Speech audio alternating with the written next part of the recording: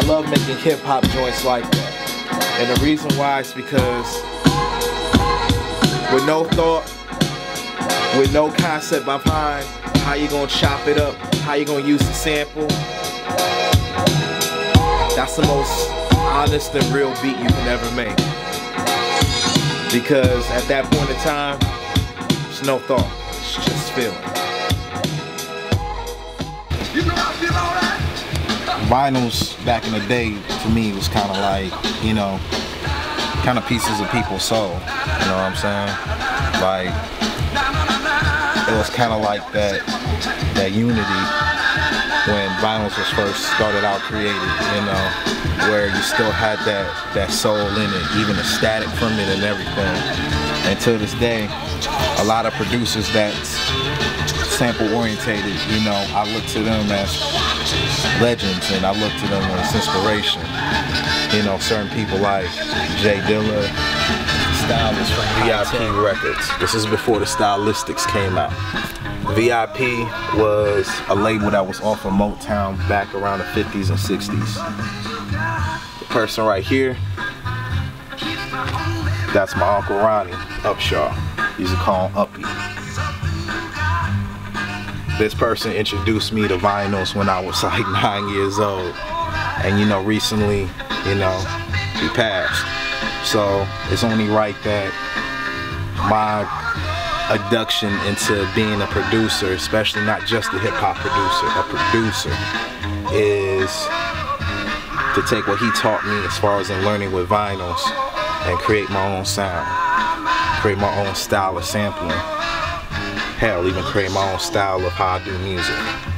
So when you look up on these walls right here and see all these legendary people, you know, it tells you something. So maybe one of these days, hopefully, I have my picture up here. Star Wars. We're gonna keep this one.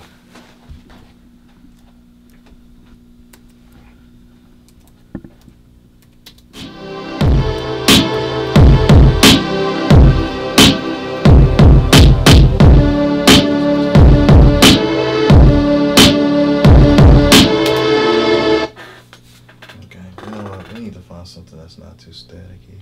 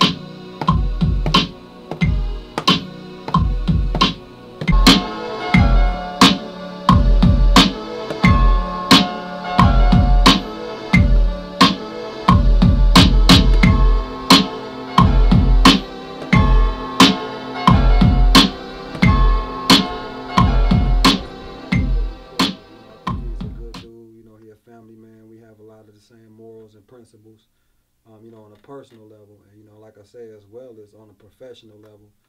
You know, he a workaholic. You know what I'm saying? You know, he probably been in the studio maybe the past 72 hours. You know what I mean? We only been here maybe about an hour. So it take a lot, you know, for somebody to, you know, really dedicate themselves to what it is that they do. You know, and I respect that about him. We have mutual respect for each other. And then, you know, on top of that, he a dope producer, you know what I mean? Like, he really, you know, he come with, you know, just a different array of, you know, it's just assembly of instruments, you know, with his productions that, you know, about the shit that I go through. You are? When I was broke, then to go post to. I was. Now I'm getting mail like I was supposed to. It ain't nothing changed but the address. And you can probably find it on MapQuest. Still access to me is limited, consider it a privilege. Baby, this money, I'm spending it. The sports car, I'm whipping it. Do the whole dash, throw cash, make it rain in the club so bad to the floor grow grass. Whole ass niggas envy. I'm a trap in Calio Benji. My niggas, we pulled up on Ace. We here for the ladies and the drinks. Okay, the first time I seen Joey in Touch. Let's see. I think that was back in 2000. Nope, that was back in. Yeah, that was back in 2001. Yep.